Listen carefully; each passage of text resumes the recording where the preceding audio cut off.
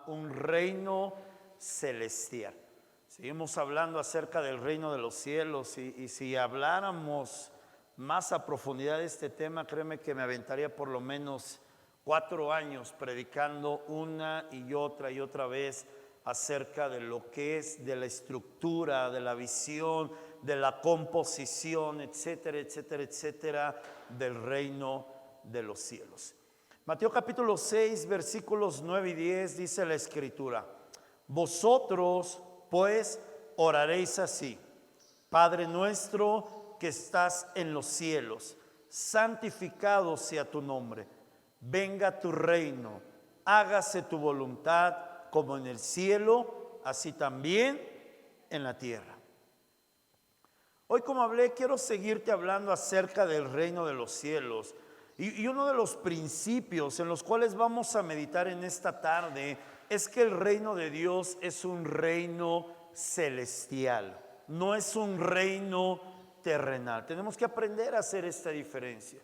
Hay mucha gente que inclusive cuando hablamos de Dios tiene muy malas concepciones porque quiere ver a Dios desde un plano terrenal. Dios es espíritu, dice la palabra. Y como Dios es espíritu, no está sujeto a la tierra. Dios no tiene cuerpo, Dios no tiene forma. El Señor no está limitado a un tiempo, un espacio. Él es soberano, Él es todopoderoso, Él es omnisciente, omnipotente, eterno. Entonces, como nuestro Dios es un Dios celestial, su reino es un reino celestial. ¿Y por qué te digo todo esto, amado hermano? Porque muchas veces la frustración de muchos cristianos es que están buscando el reino de Dios en la tierra. El reino de Dios no está en la tierra, el reino de Dios está en los cielos. Y de los cielos tiene que descender a la tierra. Por eso mucha gente se frustra con Dios, se enoja con Dios, porque está esperando ver resultados primero en esta tierra. Para que podamos ver el reino de los cielos, los resultados primero están ahí arriba. Cuando mi fe me ayuda a alcanzar lo que está en el cielo, entonces eso se va a volver una realidad en la tierra. Por eso necesitamos entender estos principios celestiales. El gobierno de Dios o el reino de los cielos es algo que no está establecido en la tierra. Dice la Escritura que toda la tierra da evidencia de la grandeza de Dios. Pero tú y yo sabemos que el gobierno de Dios no está en esta tierra. ¿Y cómo lo sabemos? Porque la tierra está en perdición. Si el gobierno de Dios estuviera en esta tierra, los gobiernos terrenales serían justos, serían íntegros. Las personas serían totalmente diferentes, los núcleos familiares serían totalmente diferentes. Pero como el reino de Dios no está en esta tierra, entonces los gobiernos son injustos, en las familias hay injusticia, en los matrimonios hay injusticia, en la gente hay injusticia, en fin, el gobierno de Dios no está en esta tierra. Jesús dijo, el mundo entero está bajo la mano del maligno. Todos los sistemas que tú y yo conocemos, sistema social, sistema político, educacional, de salud, todo está bajo la mano de Satanás, lamentablemente. ¿Y por qué? Por el pecado. Cuando el hombre peca, tú y yo lo sabemos, el hombre le entrega esa autoridad que el hombre tenía. Dice la Escritura que cuando Dios crea al hombre le dice, y se enseñoreará sobre todo. El hombre tenía el gobierno de toda la tierra. El hombre podía gobernaba a los animales y los animales obedecían a la voz de Adán. No a la voz de Dios, a la voz de Adán. ¿Por qué? Porque Dios entregó ese gobierno al hombre. El hombre peca y entrega ese gobierno al diablo. Y por eso entra la muerte al mundo. Ahora tú y yo que estamos en Cristo Jesús, hemos sido redimidos, hemos sido perdonados por la sangre preciosa de Cristo, pero lo que el Señor logró conquistar es nuestras vidas. El mundo todavía no ha sido conquistado por el Señor. Y bíblicamente hablando, el mundo jamás, escúchame bien, va a vivir bajo el gobierno de Dios. Por eso la tierra tiene que ser destruida. Por eso Apocalipsis dice que vendrán cielos nuevos y tierra nueva, porque esta tierra va a desaparecer totalmente. Amados, tú y yo necesitamos permitir que el Espíritu Santo de Dios nos ayude para que podamos estar alineados a la perfecta voluntad de Dios y de esta manera se establezca su reino en esta tierra. Por eso quise tomar como base estos versículos guiados por el Espíritu Santo, Porque el Señor, la forma en que empieza a establecer su reino en esta tierra es cuando tú y yo nos alineamos a la perfecta voluntad de Dios. Si tú y yo vivimos de acuerdo a la palabra de Dios, tu casa es una extensión del reino de los cielos. Amén. Y como tu casa está en la tierra, esa tierra se vuelve una extensión del reino de los cielos. Amén. Esa es la forma en que el reino de Dios empieza a tener autoridad, empieza a venir un establecimiento sobre esta tierra.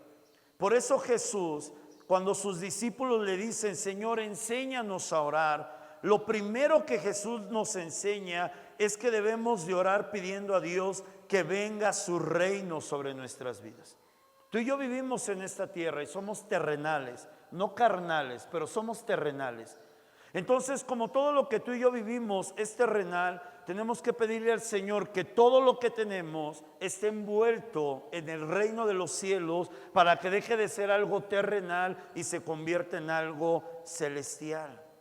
Todo lo que somos y todo lo que hacemos tiene que estar bajo el reino de Dios.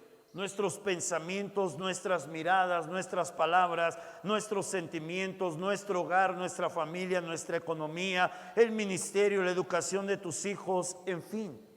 Todo tiene que estar de acuerdo al modelo del cielo. Escúchame bien. Uno de los errores que cometemos, hay una teología que se llama la dualidad.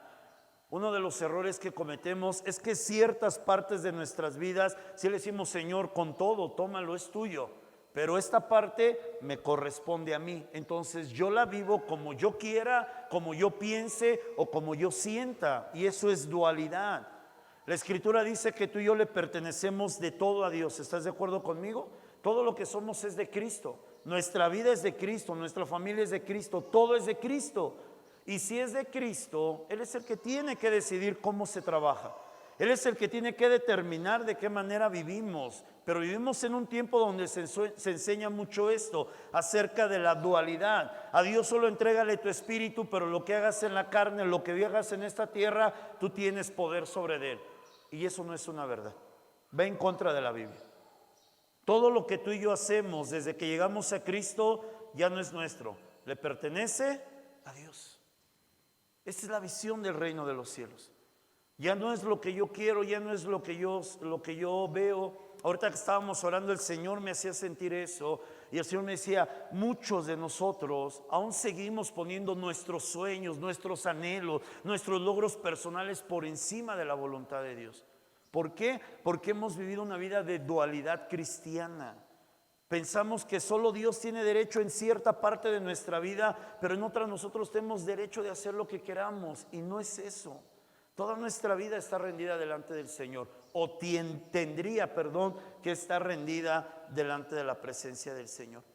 Por eso Jesús, cuando comienza este modelo de oración, Él comienza declarando el lugar en donde se encuentra la presencia de Dios. ¿Y dónde se encuentra la presencia de Dios? Versículo 9, Jesús comienza diciendo, vosotros pues oraréis así, Padre nuestro que estás en la iglesia. Amén, ¿así dice? No. Padre nuestro que solo habitas en mi espíritu, ¿así dice? No. Dice, Padre nuestro que estás en los cielos. ¿En dónde habita la presencia del Señor? ¿Cuál es el lugar de su morada? Los cielos. Así lo declaró la Escritura. La presencia de Dios está en los cielos, y cuando hablamos de los cielos no hablamos de las nubes, no hablamos de lo que nosotros vemos con nuestros ojos naturales, sino que está hablando acerca del lugar celestial de la morada de Dios, que dice la palabra que es conocido como el tercer cielo, la morada eterna del Señor. Este es un lugar, amados hermanos, en donde solo Dios gobierna y Él reina sobre todas las cosas. Es un reino donde existen millones y millones de ángeles.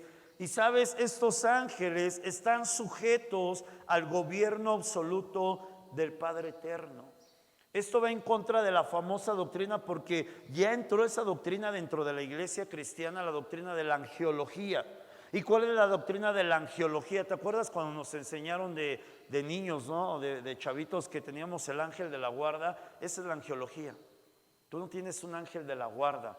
Tú tienes un ángel poderoso y su nombre es Jesucristo de Nazaret. Amén. Dice la palabra, mis amados hermanos, que los ángeles, Hebreos capítulo 1 habla acerca de esto, dice que los ángeles son espíritus ministradores enviados por Dios en favor de aquellos que han de heredar la vida eterna. Entonces escúchame bien, tú y yo no tenemos ningún control ni ninguna autoridad sobre la vida de los ángeles. Yo no puedo pedirle a un ángel, a ver Miguel, vente y échame un paro porque tengo una bronca aquí con el enemigo. Ellos no obedecen a mi voz. Los ángeles están sujetos a la autoridad de Dios. Y si Dios dice que hagan algo, lo hacen. Y si Dios dice que no lo hagan, no lo van a hacer. Porque en los cielos Dios gobierna. Hay un gobierno absoluto. Los ángeles no hacen lo que quieren. Y la única vez que los ángeles quisieron rebelarse en contra de Dios, ¿qué les pasó? El Señor los expulsó de su presencia, los echó fuera juntamente con Satanás. ¿Por qué? Porque en el reino de los cielos solamente el Padre gobierna. Por eso Jesús nos insta y dice que tenemos que orar. Versículo número 10 dice: venga tu reino, hágase tu voluntad como en el cielo, así también en la tierra. Como hijos de Dios, y lo hemos hablado mucho en esta casa, tenemos que buscar el reino de los cielos cada día. Pedirle a Dios: Señor, venga tu reino y que se haga tu voluntad. Esto significa que para cada uno de nosotros debe de ser una prioridad esencial buscar el reino de Dios y buscar hacer la voluntad de Dios. Debería ser algo primordial para todos nosotros, más allá de cualquier otra cosa. Ahorita te voy a explicar un principio bien tremendo que tiene que ver con la dualidad cristiana. Pero esta debería ser nuestra prioridad. ¿Por qué? Porque Jesús nos enseñó que esta es la forma correcta de vivir el evangelio. No se puede vivir un evangelio correcto si no se vive bajo el gobierno del reino de los cielos. Por eso yo lo he hablado mucho. Hay gente que piensa, escúchame bien, que porque tiene una moral correcta ya está bien delante de Dios, y no funciona así. Puede que no robes, que no mientas, que no tomes, que no fumas, pero eso no te hace aprobado delante de Dios. Lo que te aprueba delante de Dios, dice la palabra, es la fe. Hebreos 11:6, que dice la escritura: pero sin fe es imposible agradar a Dios. Y una vida moralmente correcta no demuestra ninguna fe. Hay gente allá afuera que tiene una vida moralmente correcta, pero no tiene fe en Dios y no agradan a Dios.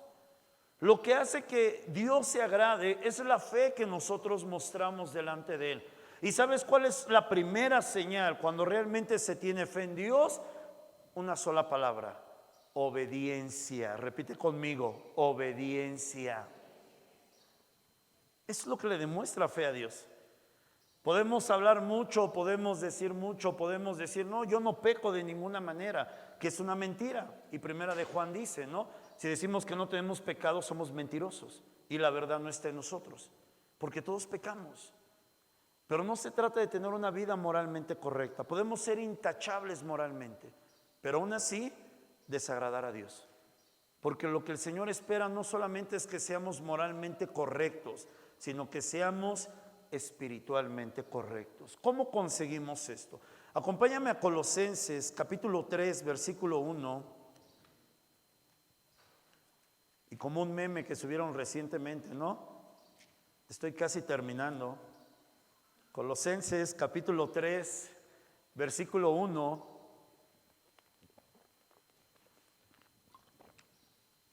Dice la escritura: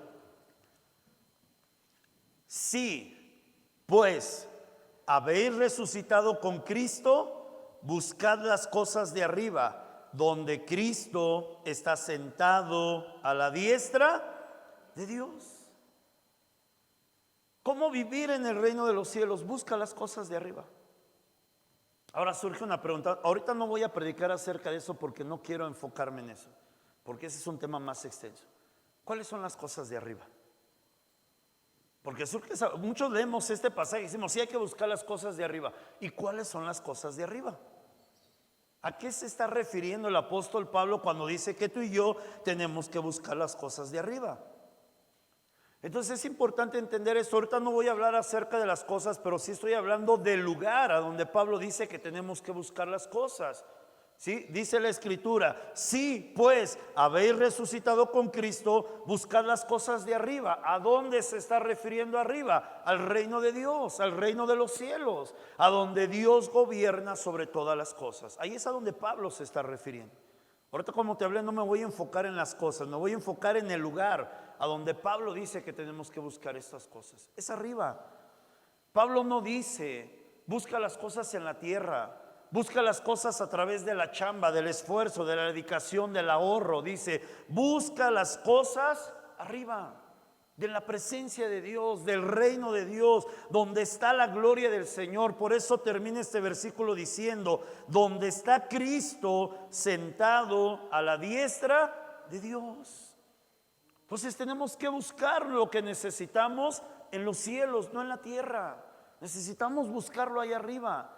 ¿Y por qué necesitamos buscarlo allá arriba? Porque es una fuente inagotable. En esta tierra se están acabando los recursos, ¿sabías esto? Se están acabando. Y va a llegar una etapa, dice la Escritura, en los tiempos proféticos, en donde la gente literal se va a pelear por la comida. Literal, ¿eh? Vas a ir al centro comercial y vas a ver un kilo de arroz ahí en las repisas y te vas a agarrar a moquetazos con tal de llevarte ese kilo de arroz. Porque a ese punto estamos llegando. ¿Sabes? Lo que pasó en El Salvador, si no me equivoco, y en Venezuela, fue profético. Eso va a pasar en todas las naciones, hasta en las más poderosas va a ocurrir esto. Porque va a venir hambrunas, dice la palabra, tiempo de escasez, cuando se ha soltado el caballo bermejo, el amarillo, perdón. Entonces nosotros tenemos que entender esto, pero allá arriba no hay escasez. Allá arriba no hay escasez. El cielo jamás se ha escaseado, el cielo jamás ha caído en bancarrota. ¿Por qué? Porque es el gobierno absoluto de Dios. Entonces escúchame bien, nuestra prioridad tiene que ser buscar las cosas de arriba, las cosas celestiales, que es en donde está el reino de los cielos. Y surge una pregunta, bueno, si nuestra prioridad es buscar las cosas de arriba, las cosas del reino de los cielos, ¿qué pasa con nuestra vida secular? Entonces ya no vamos a chambear, el trabajo ya no es importante, entonces ya no vamos a estudiar, el estudio no vale la pena, entonces ya no nos vamos a cuidar, la salud pasa a segundo término, entonces las que son amas de casa ya no van a cumplir con sus labores en casa. ¿Qué pasa con eso? ¿Será que trabajar es algo que viene del cielo? ¿Tendrá que ver con algo celestial? ¿Será que la salud tiene que ver con algo que venga del cielo? ¿Será que el estudio, la preparación, tiene que ver con cosas celestiales? Entonces, si tenemos que buscar las cosas de arriba, entonces voy a dejar de trabajar para buscar solamente el reino de Dios, ¿no? ¿Cómo crees que te va a ir? ¿Bien o mal? No quiero que me contestes, quiero que pienses, porque ahí es en donde entra la dualidad cristiana, por no entender que el reino de los cielos es un reino celestial, no es un reino terrenal. ¿Qué pasa con todo esto, mis amados hermanos? ¿Cómo vamos a vivir en esta tierra, no? Si no hacemos todo eso y si solo tenemos que buscar las cosas de arriba. Hay una respuesta para esto. Primera de Corintios, capítulo número 10, versículo del número 31. Primera de Corintios 10, 31 dice la Escritura: sí, pues, no, otra vez el apóstol Pablo, las mismas palabras. Sí, pues, dice la Escritura, continúa diciendo: coméis o bebéis o hacéis otra cosa, hacedlo todo para la gloria de Dios. Entonces dice, si comes, hazlo para la gloria de Dios, si bebes, hazlo para la gloria de Dios. Pero si haces cualquier otra cosa, como trabajar, limpiar la casa, cocinar, estudiar, en fin, todas las cosas que tú y yo hacemos todos los días, bañarse, todo eso lo tenemos que hacer, ¿para qué? Para la gloria de Dios. Uno de los peores errores que muchas veces tú y yo cometemos, algunas veces por inducción, otras veces por ignorancia, es que hacemos la separación de nuestra vida espiritual con nuestra vida secular. Yo te aseguro que si yo te dijera, hazme una lista de las cosas espirituales que haces y de las cosas seculares que haces, la mayoría en nuestras cosas espirituales pondríamos orar, leer la Biblia, ayunar y ir a la congregación. Esas serían las cosas espirituales. Y en las cosas seculares pondríamos trabajar, comer, ir a las carnitas, echar Coca-Cola y todas las cosas que tú y yo hacemos. Pero tenemos que entender algo y tenemos que entender un principio maravilloso. Tú y yo somos hijos de Dios, amén. ¿Cuántos hijos de Dios hay aquí? Todo lo que haces todos los días es una labor espiritual. Escúchame bien. Todo lo que haces todos los días como hijo de Dios se vuelve ya algo espiritual.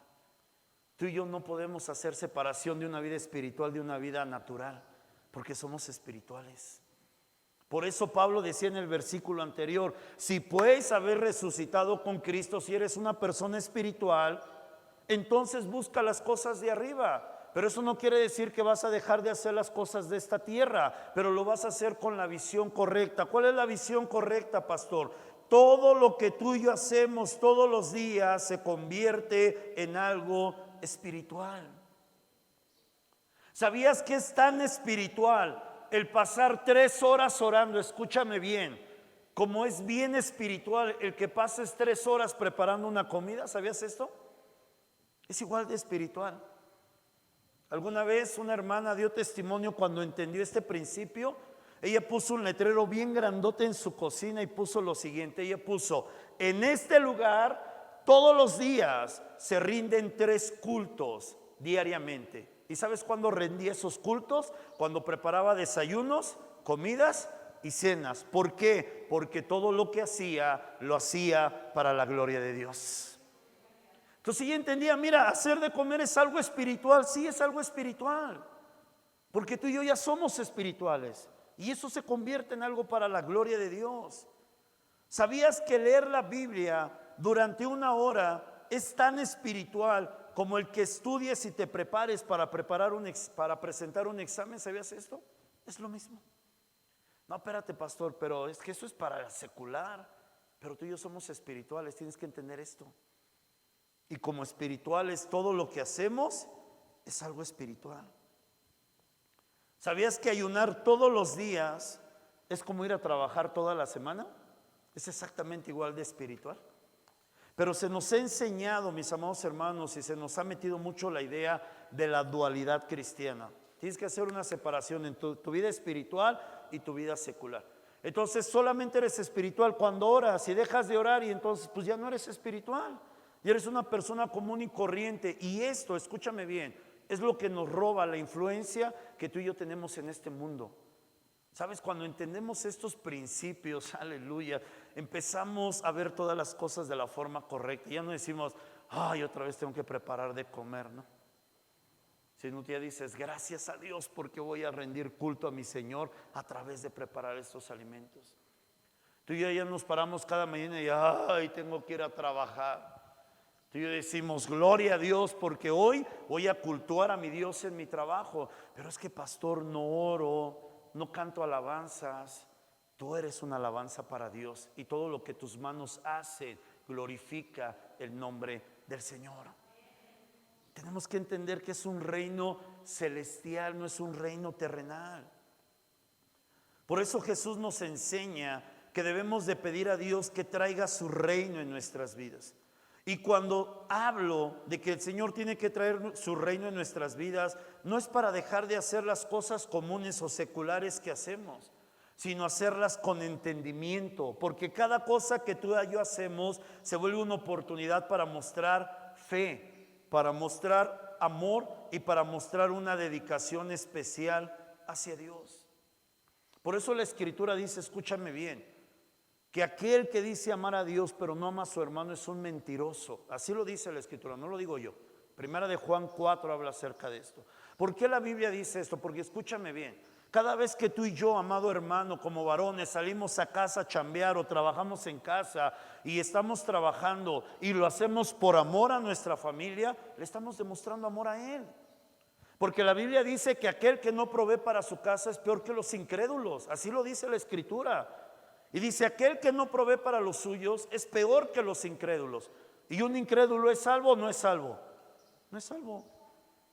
Porque no cree en Dios, porque no cree en Cristo. Amada hermana, cada vez que tú preparas un alimento en tu casa, cada vez que tú dices, pues voy a echarme una buena sopita, voy a preparar unos buenos frijolitos de olla, unos frijoles puercos, ¿no? Es que llevan chicharroncito y eso, ¿no? Bien rico, le estás demostrando amor a Dios. ¿Por qué? Porque lo estás haciendo por tu familia. Cuando entiendes este principio, todo lo que tú y yo hagamos se vuelve algo verdaderamente espiritual. Nuestros hijos que dicen, ¿sabes qué? Le voy a echar ganas en la escuela para sacar buenas calificaciones y de esta forma honrar el esfuerzo que mis padres hacen para darme educación. Están amando a Dios porque están amando a sus padres. ¿Me estás entendiendo? Entonces ya no hay una separación entre nuestra vida espiritual y nuestra vida secular. No sigamos cometiendo el error de pensar que solo algunas cosas son espirituales y otras no. Todo es espiritual para nosotros. Hasta tu dormir se vuelve algo espiritual. Y déjame decirte por qué. Porque tú y yo nos vamos a dormir confiados en que si Dios nos permite vivir otro día, lo vamos a vivir para su gloria. Pero si Dios nos llamase esa noche, vamos a estar delante de su gloria. Entonces es espiritual hasta el dormir. Pastor, aunque se avienten los ronquidotes, mi viejo, sí, es algo espiritual.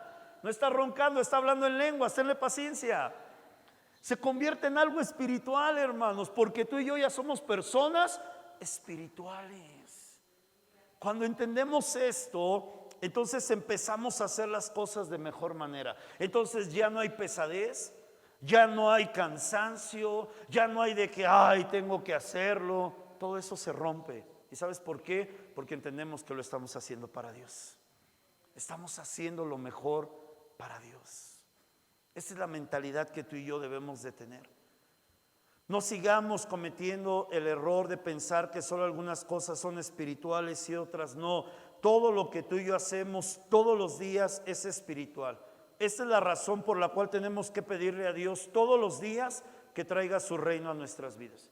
Señor, venga tu reino en mi vida, en todo lo que haga, para que todo lo que haga manifieste tu reino, para que se vea la influencia del reino de los cielos. Algunas veces los esposos le decimos así a las esposas, ¿no? Cuando la salsa no sale tan picosa decimos, ay, ahora estabas de buenas, ¿no? Pero cuando sale esas que te salen fuego por las orejas, dice, estabas bien enchilada, ¿no? No, lo hizo con amor. Pero a lo mejor pensó que te gusta mucho el picante, ¿no? Mi esposa sabe que no me gusta y por eso no prepara picoso, ¿no? Entonces ahí es en donde nosotros entendemos la influencia que tiene el reino de los cielos. Cuando tú entiendes estos principios, amados hermanos, toda la gente en tu entorno va a poder ver y va a poder apreciar lo que es verdaderamente vivir bajo el gobierno absoluto de Dios. En todo lo que hagas, la gente va a ver características como el amor. Que te digan, ¿y por qué estás tan feliz? Y no manches, nos trajeron a las 3 de la mañana, ni hemos dormido. Porque lo haces por amor. La gente va a ver tu dedicación en lo que estás haciendo, tu empeño. La gente va a ver tu esfuerzo, la gente va a ver tu honestidad, que es algo que hoy se está perdiendo mucho, pero la gente lo va a ver. La gente va a ver tu buena actitud, que vas a llegar al trabajo y va a hacer una diferencia. Mientras todos se están quejando, tú vas a llegar a decir, qué bueno que tenemos trabajo, no, qué bueno que estamos aquí. Ese está loco. Pero van a recibir el reino de los cielos. Van a ver tu objetividad. ¿Tú por qué trabajas? Porque amo a Dios y porque amo a mi familia. Tu objetividad. Amados hermanos, necesitamos entender este principio. El reino de Dios no solamente se tiene que basar en tu vida espiritual o en tu supuesta vida espiritual. Señor, venga tu reino cuando esté orando. No, dile al Señor, Señor, venga tu reino cuando vaya caminando en la calle. Venga tu reino cuando pase por problemas. Venga tu reino cuando tenga que ver a mis familiares. Venga tu reino cuando esté en una pachanga. Pastor, es que es pecado ir a fiestas familiares. No, no es pecado, siempre y cuando no hagas lo que los demás hacen. Pero haz una diferencia ahí. Entiende que lo que estás haciendo ahí no es quedar bien con la familia. Lo que estás haciendo ahí es algo espiritual. El Señor te coloca ahí para que lleves el reino de los cielos. Entonces no vas y empiezas a bailar caballo dorado, la cumbia del quién sabe qué, ¿no? No vas a hacer esto. Ni te vas a echar una corona y la vas a esconder abajo para que nadie te vea. No lo vas a hacer. ¿Te van a ver feliz? Sí, porque esa es la bronca que nosotros tenemos por no entender estos principios. Yo no sé, a mí me pasó muchas veces. A veces llegabas a una fiesta y te sentabas en la fiesta y estabas así, ¿no? Bien alegre. porque no sabías qué hacer, ¿no? Y porque pensamos que la felicidad pues es estar bailando, estar... No, no lo necesitas. Platica con la gente, bromea, cuenta chistes, chistes sanos obviamente, y hace una diferencia. Eso es entender que venga el reino de Dios sobre nuestras vidas.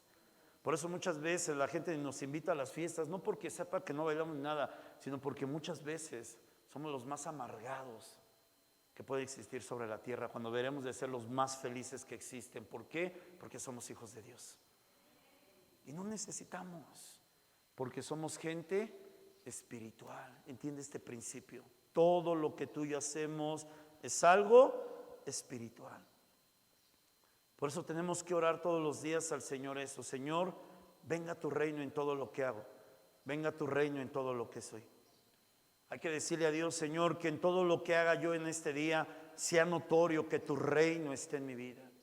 Que tu reino se manifieste a través de mi vida. Que tu reino se revele a otros a través de lo que hago. No importa, inclusive si es algo secular o terrenal. No importa si nada más sales a barrer la calle, pues hazlo con tu mayor alegría y no vayas quejándote. Ay, es que mi esposa me mandó a barrer. Hazlo con amor. Para que los vecinos salgan y digan, mira qué esposo tan sumiso. Sí, aleluyas, porque amo a Dios y porque amo a mi esposa y agarro la escoba y hasta con gusto. Es más, vecino, hasta te barro tu espacio, así de feliz estoy. ¿Me estás entendiendo? Ahí es en donde nosotros empezamos verdaderamente a vivir una vida espiritual. Una verdadera vida espiritual, porque también es cierto que no todo el tiempo estamos orando y no todo el tiempo estamos leyendo la Biblia y no todo el tiempo estamos en la iglesia, pero sí todo el tiempo estamos delante de la presencia de Dios. Por eso todo lo que yo haga tiene que ser algo espiritual. El reino del cielo o el reino de los cielos se tiene que establecer en esta tierra, pero lo va a hacer a través de nuestras vidas y a través de todo lo que hacemos. Aunque tú pienses que eso no es espiritual, es espiritual.